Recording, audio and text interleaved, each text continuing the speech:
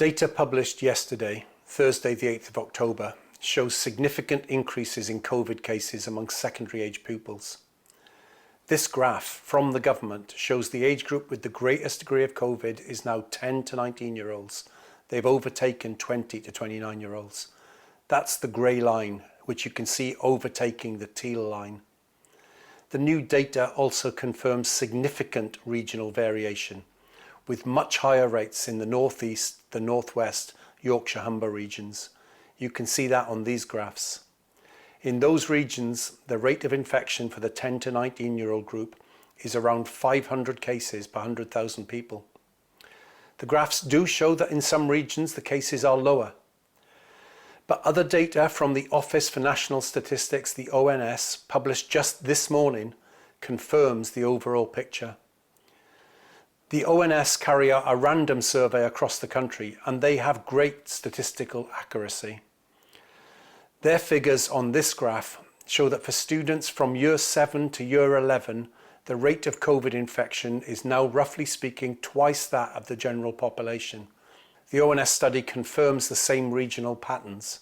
On these first three charts, you can see much higher infections in the northeast, the northwest, and Yorkshire and Humber.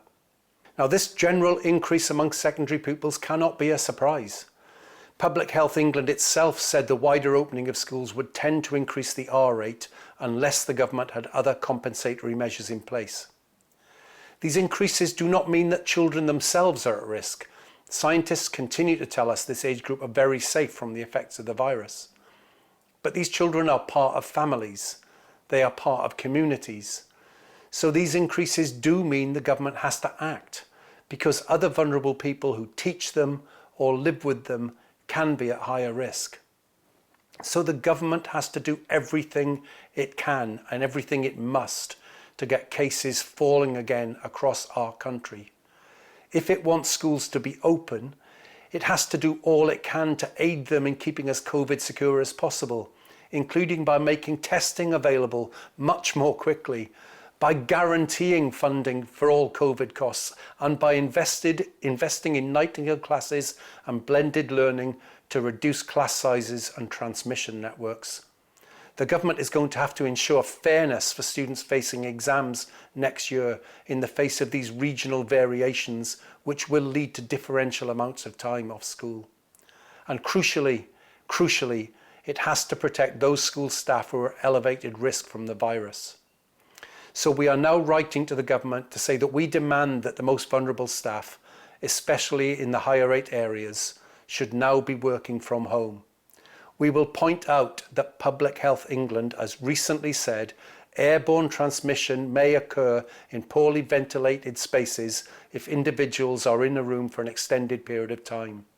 Now, in how many schools is there no better description of our classrooms than poorly ventilated spaces where many individuals are in the same room together for an extended period? We all know that the 2-metre social distancing for teachers and support staff is almost impossible to maintain whilst doing the job. This new statement from Public Health means that even 2-metre distancing might not be enough to protect vulnerable staff from the virus.